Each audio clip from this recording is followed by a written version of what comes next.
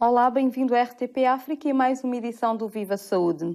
Estudos recentes sobre a depressão e suicídio no mundo revelaram dados preocupantes quanto à prevalência em África, nomeadamente em Moçambique e Angola. Uma realidade que vamos analisar com a ajuda do psiquiatra Ricardo Guzmão, também presidente da Eutímia, Aliança Europeia contra a Depressão em Portugal. Muito bem-vindo, muito obrigada por ter aceitado o nosso convite. Obrigado eu. Portanto, a depressão é um termo que entrou na linguagem comum, mas Sim. nem sempre é bem entendida. O que é de facto a depressão? Bom, é como disse, a depressão é um termo que entrou na linguagem comum, na linguagem corrente. Isso frequentemente acontece aos termos técnicos, ao correr do tempo. E o que queremos dizer quando afirmamos que alguém sofre de depressão não é exatamente o mesmo que muitas vezes dizemos quando pensamos sobre o nosso estado de humor ou quando comentamos o estado de humor de alguém que nos é próximo e que naquele dia ou naquela semana não anda tão bem disposto ou de tão bom humor como é habitual.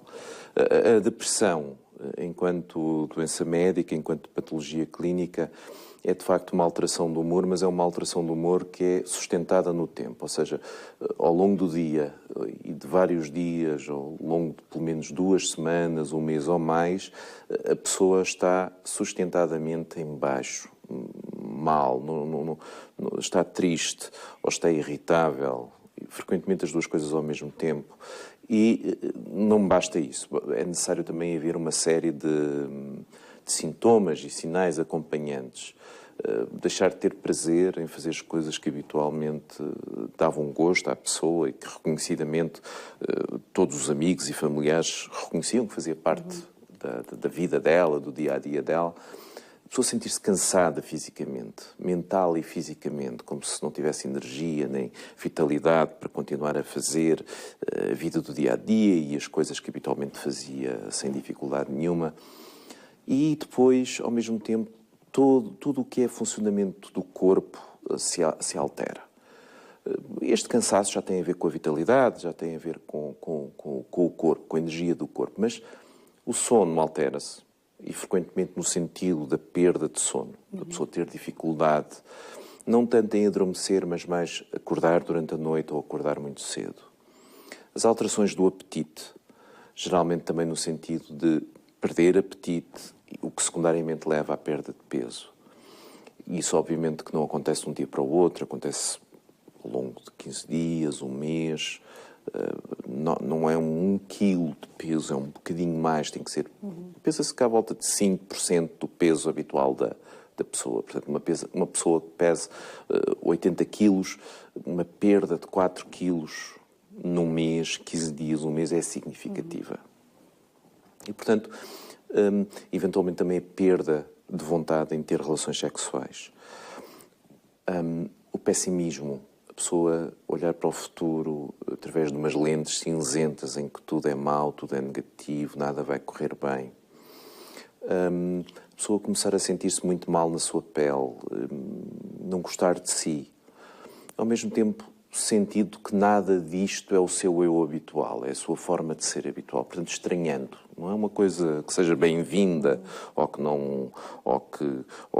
enfim, possa ser bem aceito pelo próprio. E finalmente, não infrequentemente também, ideias em torno da morte, ou se quiser, da sua forma mais atenuada, em torno do sentido da vida. O que é que se a vida continua a fazer sentido, se deixa de fazer sentido? E, eventualmente, também, se o quadro for grave, se o sofrimento, tudo isto gera um sofrimento enorme. Para dar um exemplo, a perda de prazer, a perda da capacidade de experimentar prazer pode ser tão grave quanto uma jovem mãe não sentir prazer com o seu bebé. E uma jovem mãe sabe que não é isso que deveria sentir, e isso pode ser extremamente doloroso. Esta ausência de sentimentos pode ser extremamente dolorosa. Portanto, é uma dor que é física. É uma dor física, repare, e ainda bem que me ajuda salientando esse termo, porque mais frequentemente do que não, as pessoas com depressão têm dores físicas e têm dores de barriga, têm dores de costas, têm dores de cabeça, têm dores musculares. É muito, muito frequente. É raríssimo uma pessoa com a fibromialgia, toda aquela sequência de pontos dolorosos no corpo, não ter depressão crónica associada. Há uma relação muito estreita entre a dor física e a depressão. Porque a depressão, de facto, é uma doença do cérebro. E o cérebro regula as funções corporais. Portanto, uma pessoa, quando tem depressão, todas as outras funções corporais ficam, de facto, muito, muito alteradas. E geralmente associa-se muito esta doença aos países desenvolvidos. É verdade. Mas não é exatamente assim. Não, é uma doença universal, quer dizer, toca todas as sociedades. Pensa-se que tocou sempre todas as idades, os dois géneros, todas as raças, todas as culturas e civilizações. De facto, quando se pensa nos países em vias de desenvolvimento, pensa-se em doenças comunicáveis, pensa-se em doenças infecto-contagiosas, pensa-se em anemia, pensa-se em malária, pensa-se, obviamente, em HIV-Sida, pensa-se em doenças... Exatamente, em subnutrição, em doenças da maternidade, em doenças infantis evitáveis. Na realidade, se pensarmos nas 5 primeiras causas de incapacidade, de mortalidade, de anos de vida com saúde perdidos, a depressão e o suicídio estão sempre presentes na grande maioria dos países em vias de desenvolvimento. E isso também é verdade para os países de expressão em língua portuguesa. E qual é a realidade dos países de expressão portuguesa? A realidade é que são países muito jovens, com uma pirâmide demográfica muito diversa, por exemplo, da portuguesa, e mesmo diversa da brasileira. O Brasil é um país mais jovem que Portugal, mas Moçambique é de longe o país mais juvenilizado dos países de expressão em língua portuguesa. E o que se passa é que, à medida que estes países são um bocadinho menos jovens, 2/3 da população de Moçambique, se não estou em erro, têm 25 ou menos anos. E assim sucessivamente, Angola, Guiné, São Tomé, Cabo Verde, etc. À medida que a pirâmide tem uma base menos ampla, o que acontece é que diminuem as doenças comunicáveis e aumentam aquilo que se chama as doenças não comunicáveis ou as doenças da civilização, as doenças do primeiro mundo, as doenças dos países ricos. E o que se passa é que já hoje é observável que nos últimos 20, 30 anos há uma mudança, de facto, nesse padrão de doença, à exceção do HIV-Sida. Foi talvez a única e aquela que mais expressivamente aumentou do lado das infectocontagiosas, mas há uma mudança no peso das causas de incapacidades, de anos de vida com saúde perdidos, de anos potenciais de vida perdidos para a mortalidade precoce. Há uma mudança. Essa mudança vai no sentido de mais acidentes de viação nos jovens e mais suicídios, por exemplo. Também mais violência interpessoal, infelizmente. Por exemplo, num grande país como o Brasil, essa ainda hoje em dia é a realidade. E há, de facto, um aumento da depressão e da ansiedade, das doenças dos ossos e das articulações. Portanto, são doenças não comunicáveis, são doenças que tendem a ser crónicas. Portanto, é um caminho que muitos países já percorreram. E Angola e Moçambique, em relação aos países de expressão portuguesa, são 2 casos que neste momento são bastante preocupantes. Por 2 motivos. São 2 países grandes, com uma população já muito, muito significativa. E, por um lado, foi com surpresa que percebemos, há pouco mais de um ano, que Moçambique, neste momento, apresenta uma taxa de suicídio que é a maior de África, mas também uma das mais elevadas do mundo. Mais elevada do que de qualquer outro país europeu dos 28, por exemplo. Classicamente, pensava-se na Europa como tendo as taxas mais elevadas de suicídio a nível mundial, em termos relativos. E neste momento Moçambique está à frente de um desses países, que era a Lituânia, que tinha uma taxa de suicídio de 27 por 100 mil habitantes. Neste momento Moçambique tem uma taxa superior de 27,7 a 100 mil habitantes. Que é bastante preocupante. É muito preocupante. Muito preocupante. Porque por cada pessoa que morre por suicídio, há 2, 4, 6 pessoas que têm que gerir aquele acontecimento, que não é bem a mesma coisa do que se morrer por uma doença que é progressiva ou que afeta pessoas mais velhas. E depois, por outro lado, porque na realidade é evitável, e isto não há muita noção de que o suicídio é prevenível. E é prevenível. Acima de uma taxa de 4, 6 por 100 mil é perfeitamente prevenível. E depois, porque as causas que estão na base do suicídio, as perturbações psiquiátricas, são a grande maioria delas, nomeadamente a depressão, muito, muito tratáveis. Portanto, é obviamente um problema de saúde pública no qual é necessário e é possível intervir. Por outro lado, Angola, como referiu, se me é permitido, também apresenta uma característica também surpreendente, que percebemos isso no ano passado, é que Angola, na última década, foi o país em todo o mundo, dos 200 países do mundo, foi o país em que o suicídio mais aumentou em 10 anos. Ou seja, aumentou 50%. A taxa de suicídio aumentou 50%. E neste momento Angola tem uma taxa de suicídio que é quase a dobro da portuguesa. Note-se que Portugal, se olharmos para a Europa comunitária, Portugal não é dos países com taxa de suicídio mais elevada, está exatamente na média comunitária, mas se o compararmos a Itália, a Espanha, a Grécia, a Irlanda, que são habitualmente os países com os quais são comparados Portugal, temos uma taxa de suicídio mais elevada. Portanto, a taxa de suicídio portuguesa não é assim tão baixa. Pois a de Angola é quase o dobro. E a de Moçambique é quase 3 vezes e meia superior à portuguesa. O que levanta sinais de alerta. E já voltamos à nossa conversa. Tristeza e fadiga podem ser sinais de uma depressão, mas esta doença tem contornos que muitas vezes não são conhecidos ou valorizados. Vamos saber até que ponto somos capazes de reconhecer os indícios de uma depressão. Fique desse lado e veja o que sabemos de saúde.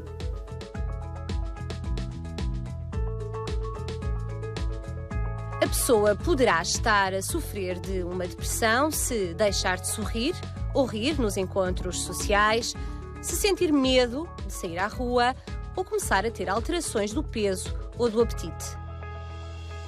Do peso e do apetite. Deixar de sorrir. Começar a ter alterações de peso e do apetite. A resposta correta é começar a ter alterações do peso ou do apetite. A depressão é uma doença que consiste numa perturbação grave do humor, mais acentuada e prolongada no tempo. Inclui sentimentos de tristeza, mas é uma condição bastante mais grave e complexa. A pessoa com depressão sente-se como se a vida fosse vazia ou penosa, sem sentido ou significado. O sofrimento psicológico pode manifestar-se em diversos sintomas, entre eles a perda de interesse nas atividades diárias e alterações dos padrões de sono, apetite ou peso. Quais os fatores de risco para o surgimento de uma depressão? Má alimentação, irritabilidade fácil ou história familiar? A história familiar. Pode ser alimentação. A maioria das vezes é história familiar. A resposta correta é história familiar. A depressão pode surgir devido à combinação de diversos fatores biológicos, psicológicos, sociais e ambientais. As escolhas quanto ao estilo de vida, relacionamentos e a resiliência face às dificuldades podem ser decisivas para o aparecimento da depressão.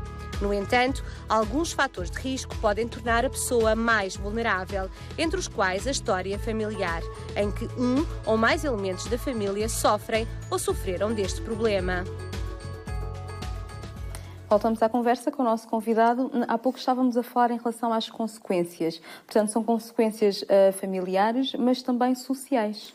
Também sociais. repare,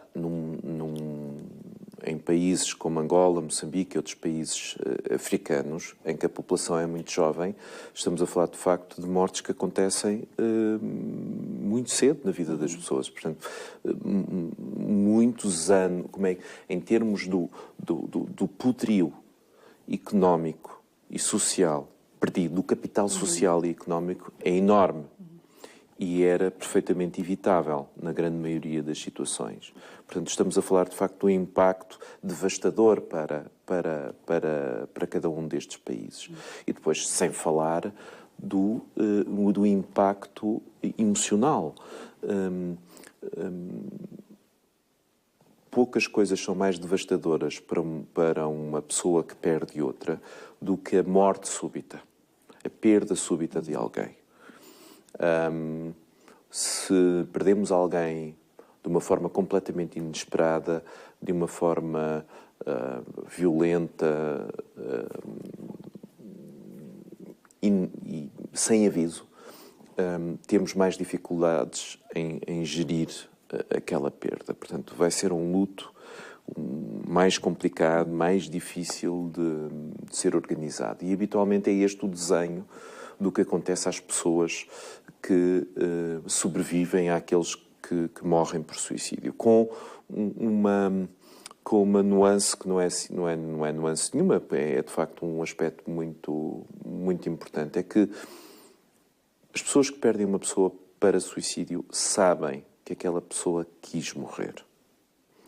Portanto, que aquela pessoa, de alguma forma, ainda que as pessoas possam compreender que não foi bem isso que se passou, mas de alguma forma aquela pessoa optou por não ficar com elas.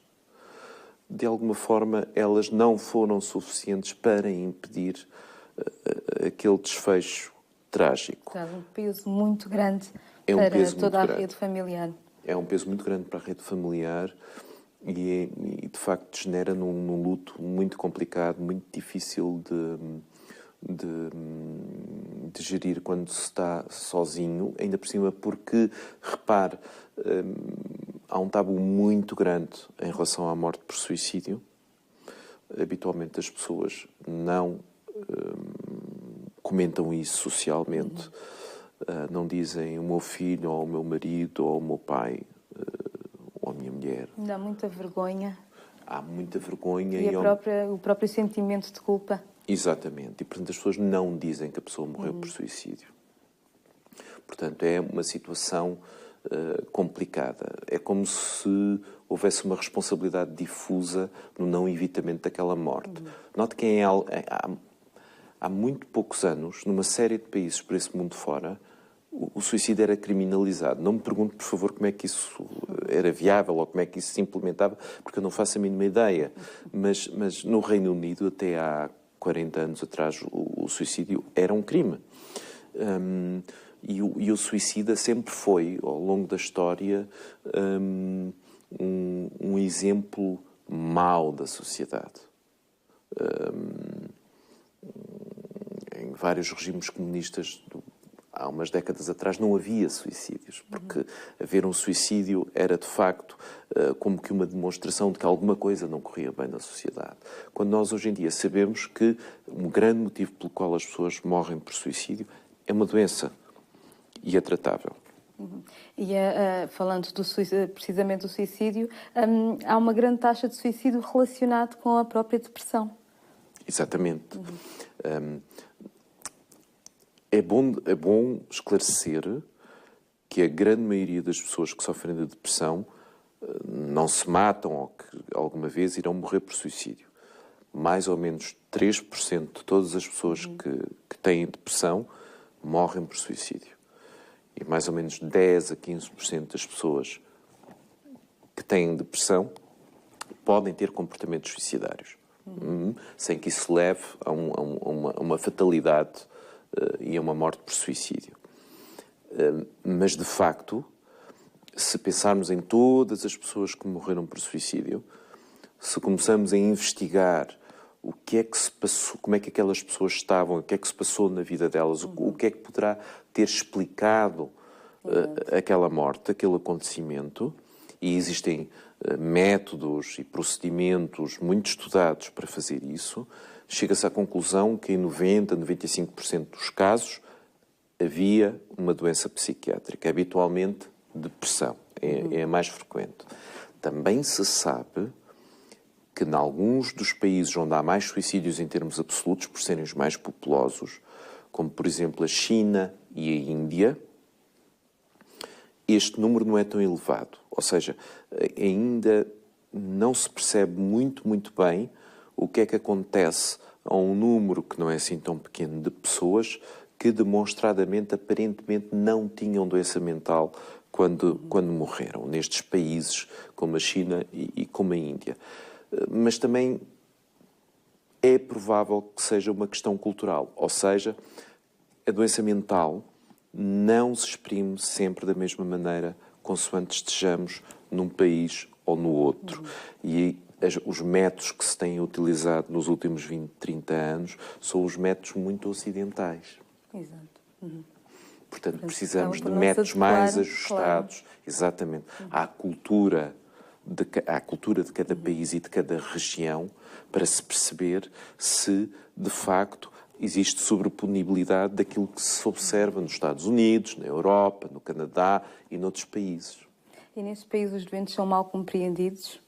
Em todos. Note bem, eu imagino que em África a situação não seja melhor do que o que é em Portugal, ou do que é nos Estados Unidos, ou do que é no Brasil. Ainda hoje li uma entrevista de um defensor da liberdade de porte de arma nos Estados Unidos, que basicamente dizia que, desde que não vendessem as armas aos doentes mentais, que não havia problema, porque se as pessoas tiverem armas não há problema nenhum.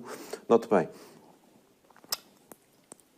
uma das formas em que se pode limitar melhor o suicídio é diminuir o acesso aos meios letais.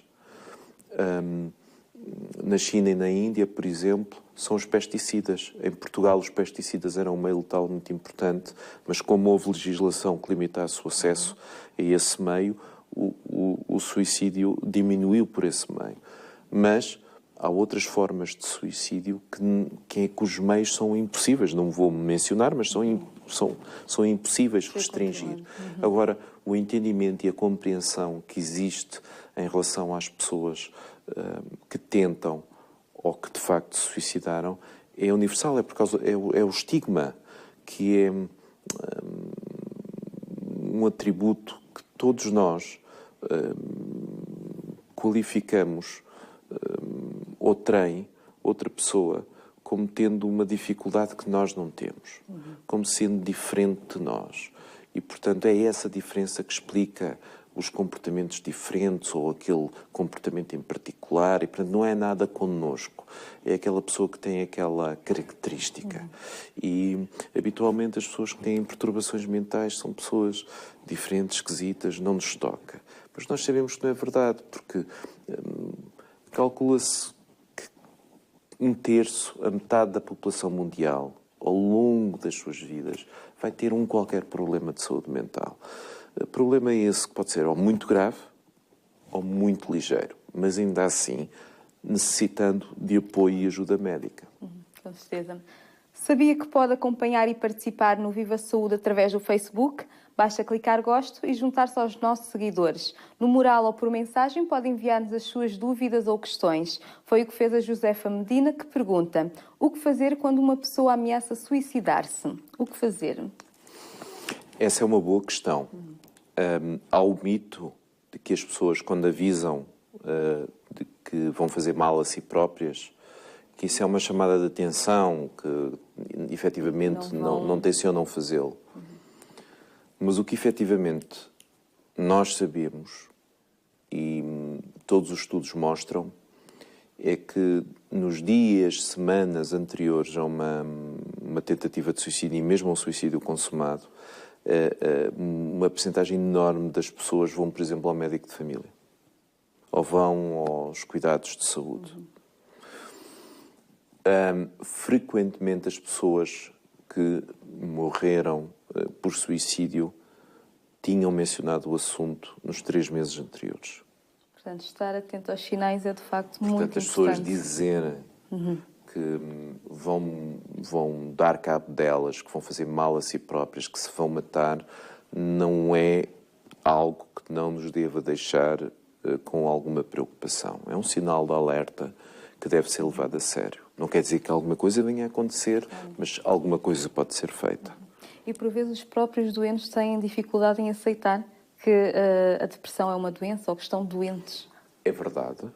É verdade. Muitas vezes as pessoas não reconhecem que podem ter uma doença do tipo da depressão, basicamente porque na depressão não há febre, não se parte nenhum osso,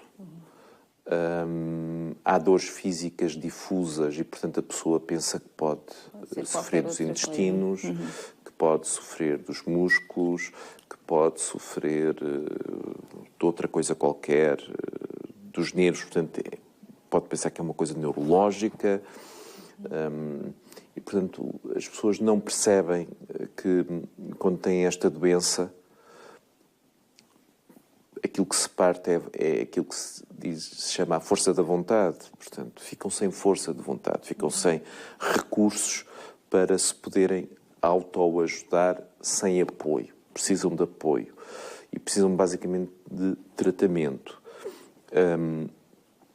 E esse é um problema, porque muitas vezes, por exemplo, em Portugal, não faço a mínima ideia como seja em África, mas imagino que seja muito pior que em Portugal, mas em Portugal, uma pessoa com depressão, em média, leva meia dúzia de anos a receber ajuda.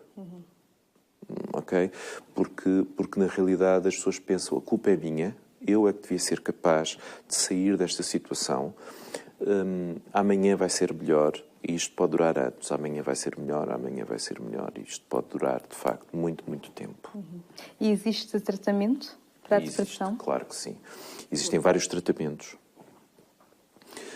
No tipo de tratamentos existentes, e isto é válido para toda a medicina, há tratamentos específicos. Os tratamentos específicos quer dizer que está comprovado que funcionam.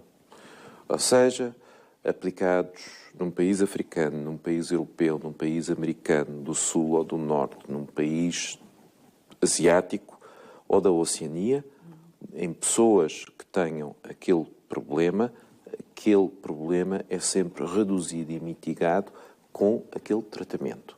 Chama-se isto um tratamento específico. Há tratamentos específicos para a depressão, biológicos e psicológicos, basicamente. Ou seja, existem medicamentos e existem intervenções psicológicas, ditas psicoterapêuticas. Muito obrigada e até uma próxima oportunidade. Muito obrigada. Obrigado. Além das emissões aqui na RTP África, pode ver, rever e partilhar o Viva Saúde, também disponível no YouTube em rtp.pt/play. Já de seguida, tempo para aumentar os nossos conhecimentos com o ABC da Saúde.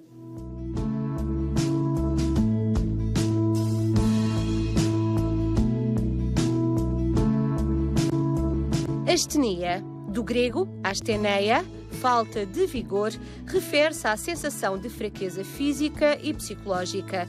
Entre os principais sintomas desta condição destacam-se a fadiga muscular, alterações no apetite, problemas de concentração, do sono e falhas de memória. A astenia pode ser o resultado de noites mal dormidas, uma alimentação desequilibrada ou da falta de atividade física. É também um dos sinais de alerta de várias patologias, como doenças cardiovasculares, pulmonares, depressão ou distúrbios psicológicos. Perto do fim, recordo que o Viva Saúde continua consigo todos os dias da semana em rtp.pt/Viva Saúde. Obrigada pela preferência. Terminamos, como é hábito, com uma dica para melhorar a sua vida. Viva bem, viva saúde. Uma digestão correta é muito importante para a sua saúde. Evite refeições pesadas e deitar-se depois de comer.